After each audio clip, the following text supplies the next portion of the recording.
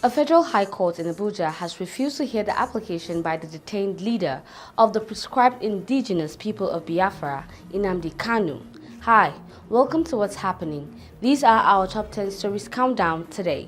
At number 10, the United States is very close to a deal with China to settle their dispute over TikTok, U.S. Treasury Secretary Scott Bessent said Monday as the two sides resumed trade talks in Madrid.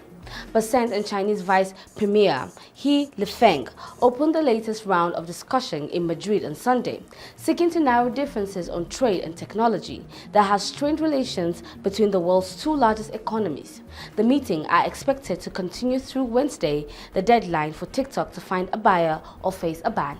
At number 9, Nigeria's Toby Amusan underlined her championship pedigree on Friday as she powered into the women's 100-meter hurdles final at the Tokyo 2025 World Athletic Championships with a commanding semi-final performance. The world record holder clocked an impressive 12.36 seconds, finishing strongly ahead of the Netherlands' Nadine Visser in 12.45 seconds, while Poland's Pia Skrzydłowska secured third place in 12.51 seconds to also book her spot in the finals. At number 8, Nigeria's crude oil exports declined by 3.18 trillion naira in the first half of 2025 despite an increase in production volumes. The latest foreign trade statistic report from the National Bureau of Statistics has shown. The Punch observed that while the Nigerian Upstream Petroleum Regulatory Commission reported a 12.7% rise in crude oil output during the period, exports earning from crude fell by more than 11% year-on-year. Between January and June 2025, crude oil export totaled 24.92 trillion naira, down from 28.10 trillion naira in the same period of 2024. This represents an 11.3% decline in value or a loss of 3.18 trillion naira. At number 7, no fewer than 40 worshippers were kidnapped from a mosque located in Gidan Turbe village, Zafi local government area of Zamfara state on Monday.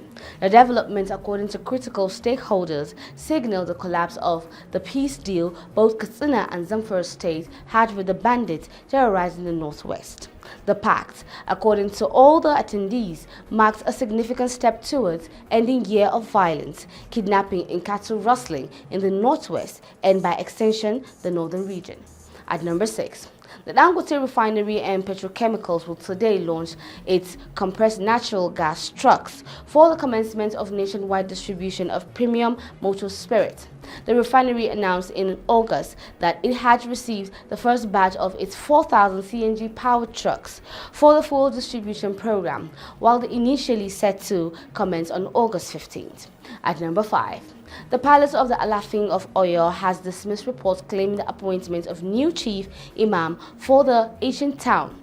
In a statement signed by the Director of Media and Publicity to the Alaafin, Bode Durajaye, the palace urged the Muslim faithful and residents to remain calm, stressing that the selection process is still ongoing and involves wider consultations.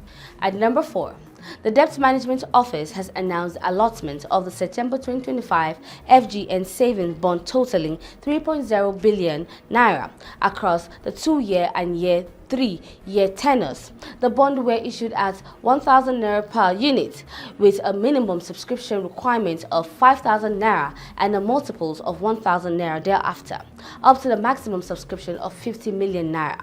The FGN Saving Bond program, introduced in 2017, was designed to deepen the domestic bond market, promote financial inclusion, and offer retail investors access to secure and low-risk government securities. At number 3, the Nigerian Meteorological Agency has forecasted thunderstorms and moderate rainfall across various parts of the country for Monday, September 15, 2025. According to its daily weather outlook posted on its official X handle, northern states are expected to experience isolated thunderstorms with moderate rain in the morning over parts of Kaduna, Gombe, Bauchi, Kebbi, Adamawa, and Taraba states. At number 2, The Kanu Electricity Distribution Company has countered the Aminu Kano Teaching Hospital over allegations of death of some patients on life support due to the disconnection of the power supply. AKTH has on Sunday expressed deep concern over the tragedy, noting that the loss of lives could have been averted if the power supply had been sustained. But responding to KEDCO's head of Corporate Communications, Sani Bala Sani, said the hospital is just trying to blackmail them as the light had been restored even before the outburst. At number 1.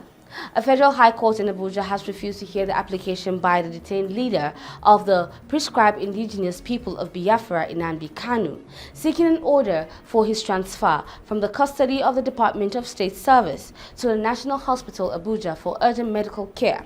Justice Mohammed Liman on Monday refused to hear Kanu's application following the expiration of the vacation period of the court.